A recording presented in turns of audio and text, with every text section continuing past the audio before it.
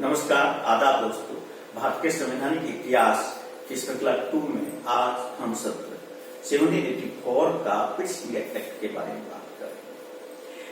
जब Pitt's India act Bharat के लिए तैयार हो रहा था, तब ब्रिटेन के अंदर लॉर्ड नॉर्थ और फॉक्स की एक गठबंधन सरकार कार्य कर रही थी। इस गठबंधन सरकार ने जब भारत में 1773 का रेगुलेटरी एक्ट लागू किया गया था, तो उसके ऊपर 2 समितियां का गठन किया गया था। एक सिलेक्ट कमेटी जिसको प्रवर समिति कहते हैं, एक सीक्रेट जिसको गुप्त समिति कहते हैं।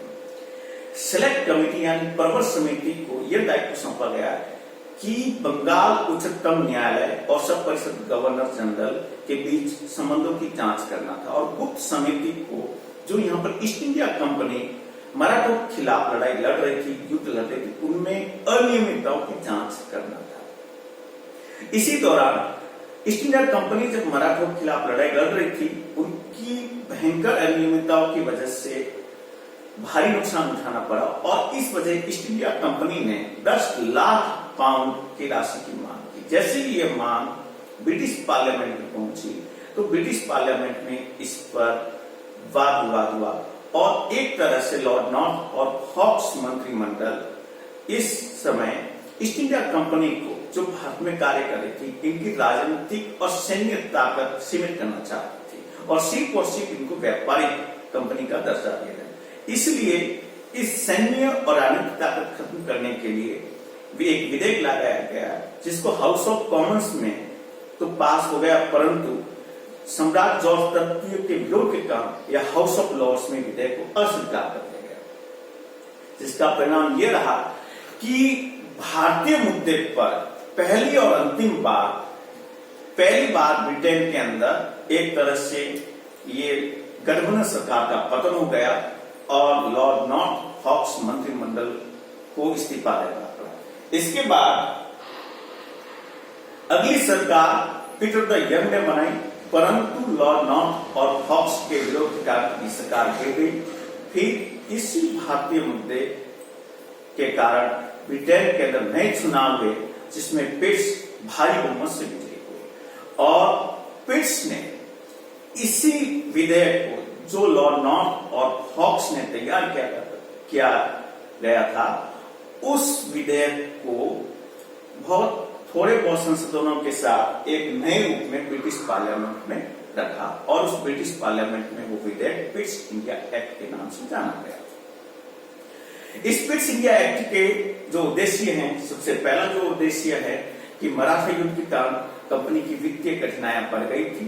दूसरा, लॉर्ड नॉर्थ और फॉक्स का जो मिला जुला मंत्रिमंडल था, वो कंपनी की राजनीतिक शक्ति समाप्त करना चाहता था, और जो अंतिम निर्णायक था कि कंपनी पर संसद का नियंत्रण और बढ़ाना था, और उसके पश्चात इसीलिए एक पिट्स इंडिया एक्ट के तहत ये विभिन्न प्रकार के प्रावधान किए गए, जिसमें सबसे मोस्ट इंपोर्टेंट जो प्रावधान था, ब्रिटेन के अंदर बोर्ड ऑफ कंट्रोल की स्थापना की गई। इस बोर्ड ऑफ कंट्रोल में 6 मेंबर होते थे, जिसमें एक ब्रिटेन का ये अर्थ मंत्री और दूसरे विदेश सचिव, और जो 4 मेंबर थे वो सम्राट द्वारा नियुक्त होते थे, और सम्राट इन मेंबर को प्रिवी काउंसिल के सदस्यों में से चुनता था। इस बोर्ड ऑफ कंट्रोल का एक अध्यक्ष होता था, वो एक तरह से बिना वेतन कार्य करता था। हालांकि बाद में उसको सवेतनिक किया गया था, और ये जो पिट्स इंडिया एक्ट का जो बोर्ड ऑफ कंट्रोल है, ये लगभग भारत में अर्थव्यवस्था की विप्लव तक कार्य करता रहा, और एक तरह से पिट्स इंडिया एक्ट, इस बोर्ड ऑफ कंट्रोल के माध्यम से भारत में दोहरी व्यवस्था लागू हुई। एक, ब्रिटेन में बोर्ड ऑफ कंट्रोल का प्रभाव था, उनके आज्ञा का पालन होता था, और दूसरा, भारत के अंदर ईस्ट इंडिया कंपनी कार्य कर रही थी। अगला था, मुंबई तथा मद्रास के गवर्नर को पूर्ण रूपेण गवर्नर जनरल के अधीन कर दिए गए। नेक्स्ट थे, भारत में गवर्नर जनरल की जो सदस्य संख्या थी, पहले 4 से घटाकर 3 कर दी गई। इनका परिणाम यह रहा कि जब कभी भी मत बराबर होने की स्थिति के अंदर गवर्नर जनरल अपना निर्णायक मत देकर के किसी भी निर्णय को अपने पक्ष में कर सकता था।